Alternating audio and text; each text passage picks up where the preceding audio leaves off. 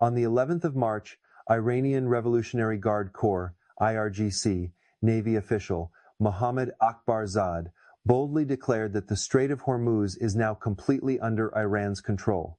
Just hours later, President Trump responded by claiming that the strait was still safe. But that's not true. Iran has already begun dropping mines into the waters of this critical waterway.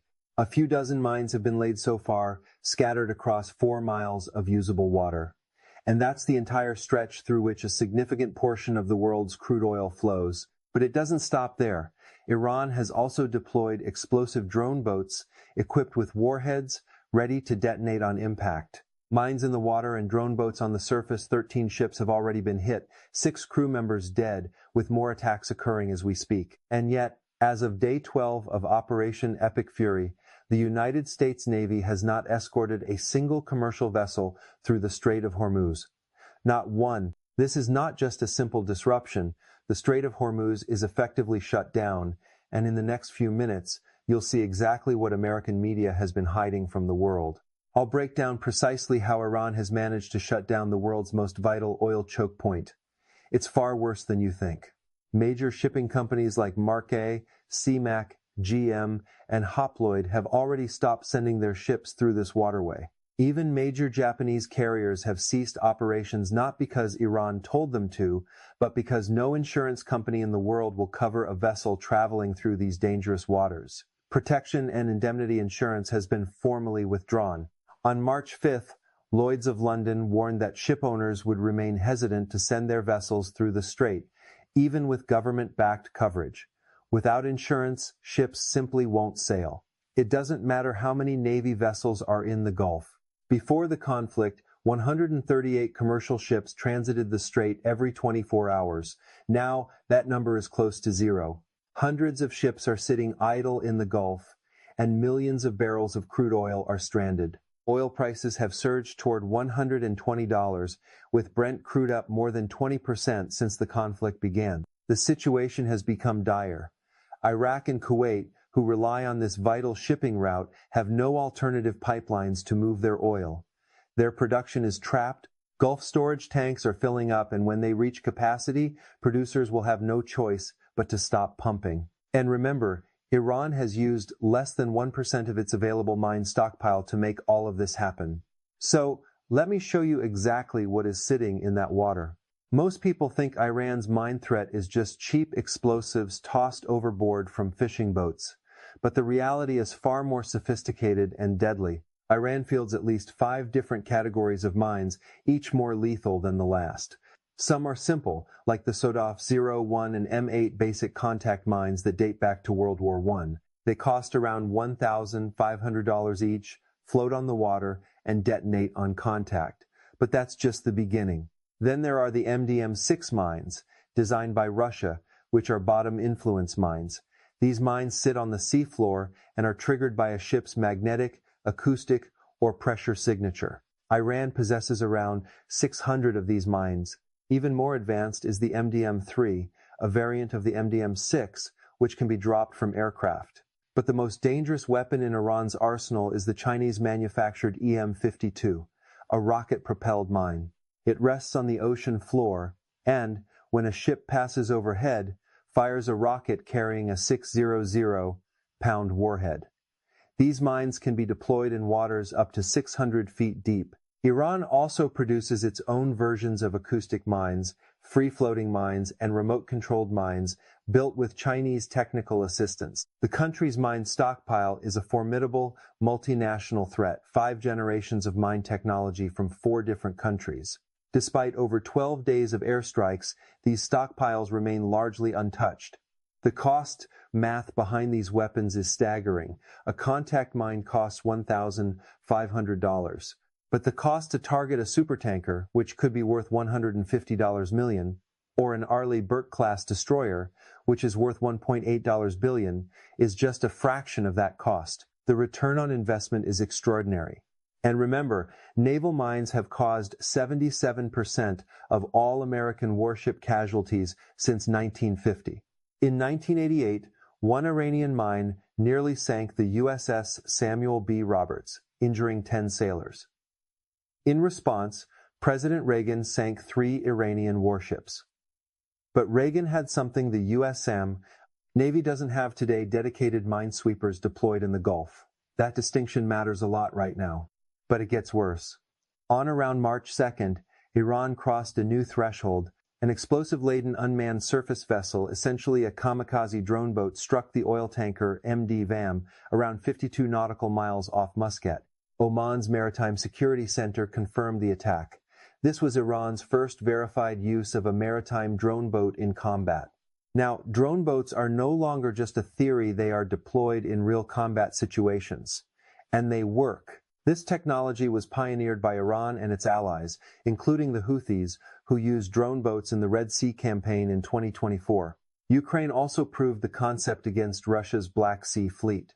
Now, picture these drone boats operating in tandem with a minefield.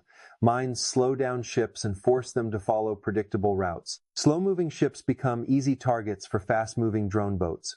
Iran has effectively closed the strait with its mines, and the drone boats ensure that it stays closed. As of today, 13 or more commercial vessels have been struck since February 28th. Among the victims were the American-flagged Stena Imperative, which was hit twice at Bahrain's port, resulting in the death of one worker. Just this morning, the Timehir Nari was set ablaze. A tugboat sent to rescue another vessel, the Safine Prestige, was struck by 2 missiles and sank, with 3 crew members still missing. 6 seafarers have been confirmed dead in these attacks. But the United States' response has been less than decisive. Trump posted on Truth Social that the U.S. had no reports of Iran laying mines and demanded their immediate removal. Just 13 minutes later, the president announced the destruction of 10 mine-laying boats. Central Command later revised that number upwards to 16. But here's the catch. You don't preemptively strike 16 vessels tied to a threat you publicly claim doesn't exist. The term inactive, used by Defense Secretary Pete Hegseth, makes it clear that these boats weren't caught in the act. They were targeted based on intelligence regarding what they were about to do. And it didn't stop there.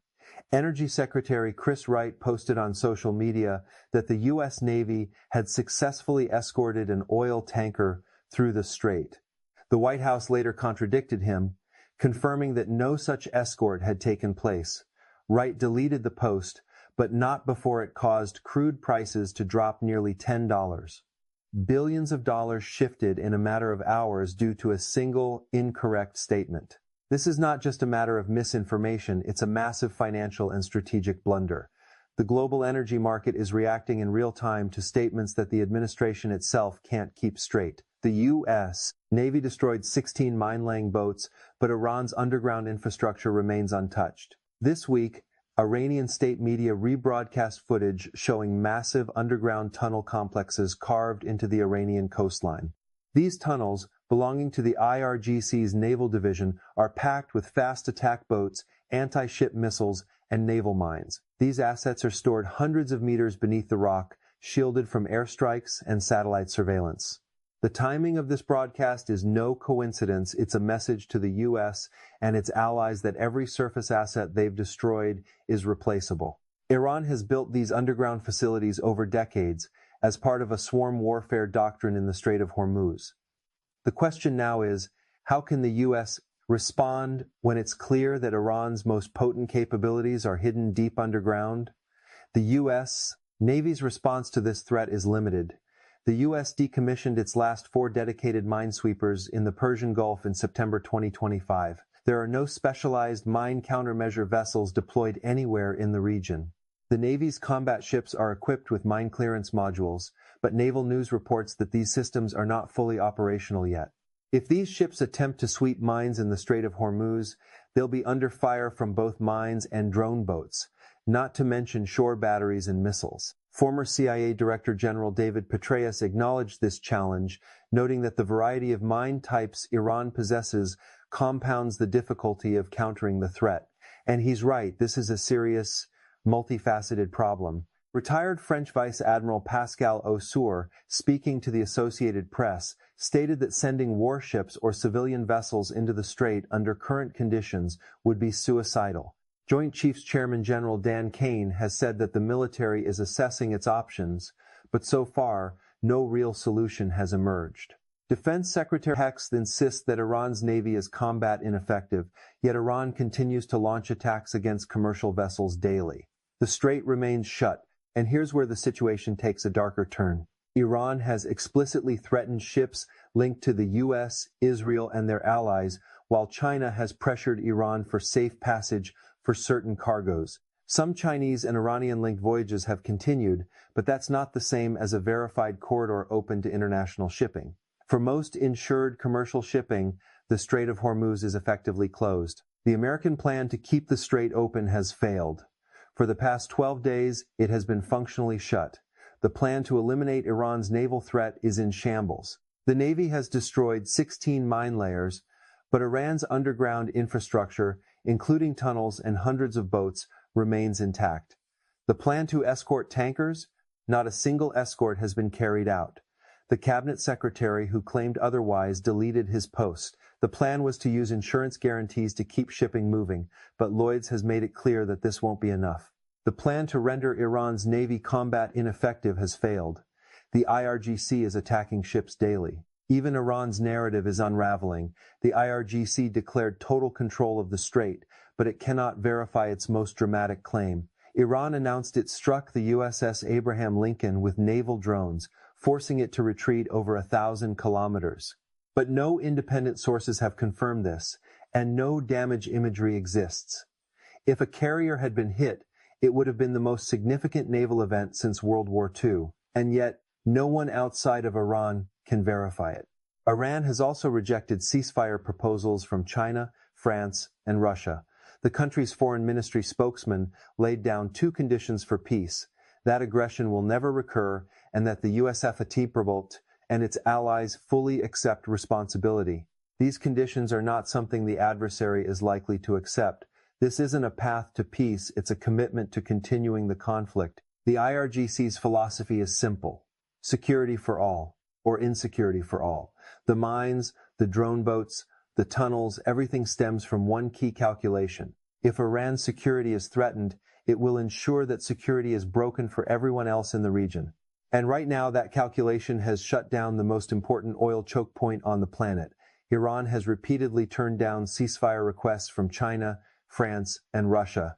Both governments have insisted that they will decide when this war ends. The real question is, what happens when the storage tanks across the Gulf are completely full, when producers physically cannot pump another barrel, and when the mines remain on the sea floor? That deadline is no longer theoretical, it's already counting down.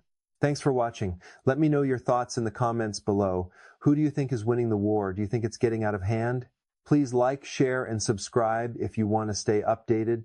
Click the video on the screen to see another. I'll see you soon.